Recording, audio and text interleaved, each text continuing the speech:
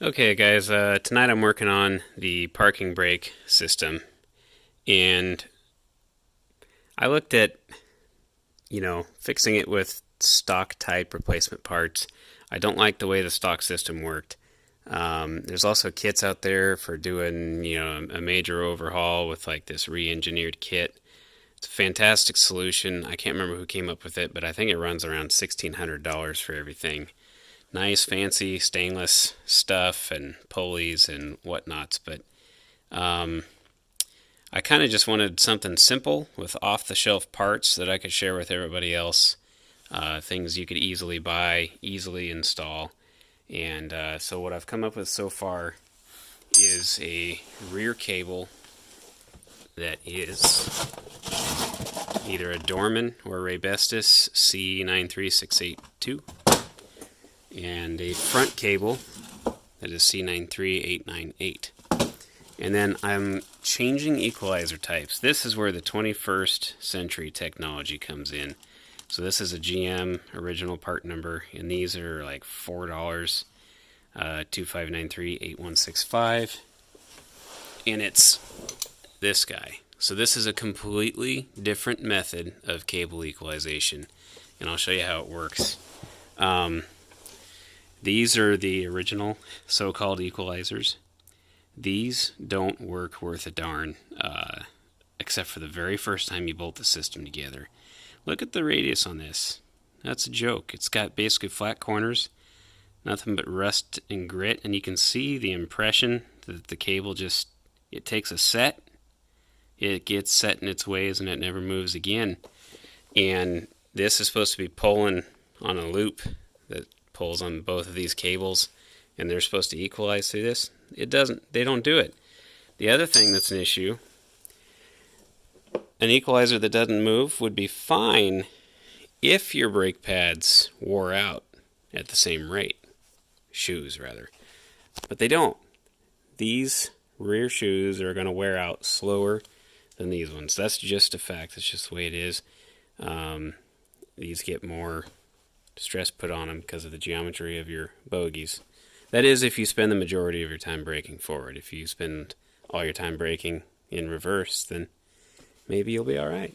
But anyway, if these ones wear out faster, there's more take up. It's that's just not going to work. So the way this works, and these seem kind of unintuitive at first, but to operate any cable, you need to hold the conduit or sheath back and pull the cable forward.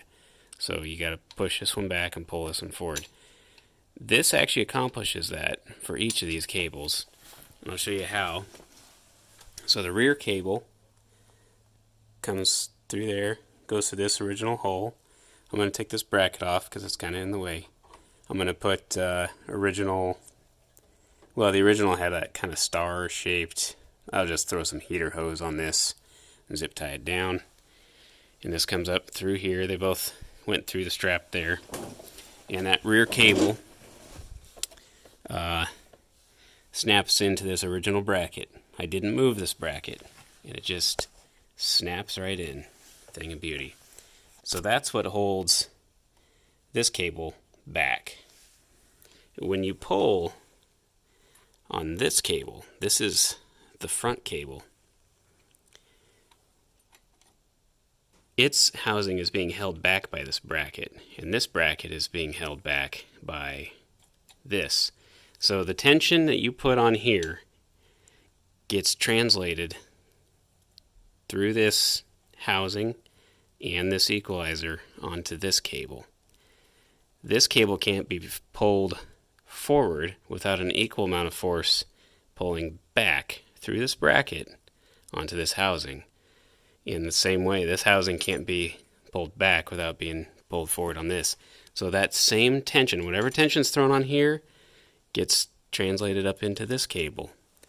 It's beautiful. It's simple. There isn't like any weird mechanism or moving parts. This exact part is used on everything from Silverados to Equinoxes, all kinds of vehicles. So and all the way up into like the 2017, 2018 era, I think. Anyway, that'll simplify things. You know, that's just a setup that takes care of itself. Now the bad part is these springs are a little long. I looked at the fully compressed length and the fully extended length compared to the stock cables, and it's a little too long on both counts. So it'll bulge out here and kind of interfere with our auto adjust lever. So I'm gonna cut a few coils off of this and make it fit better, and that unfortunately is going to throw off my length relationships here, so I'm going to end up with this one being a little too long. So I think I'll put a spacer on here to kind of take up some of the extra length. Might be a little inelegant, but it is going to work. It's going to work good. And then I also, where the cable comes out of the frame up here, I don't like that. They got like a little hook thing that just introduces a lot of friction. So I'm going to revamp that with something cheap and easy and more effective. Anyway, I'll pause there. If I figure out how many coils this takes to remove, I'll let you guys know.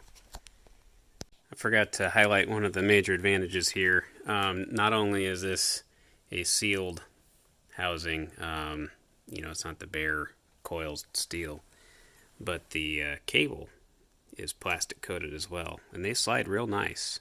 I think we're going to have a lot less friction in this system overall.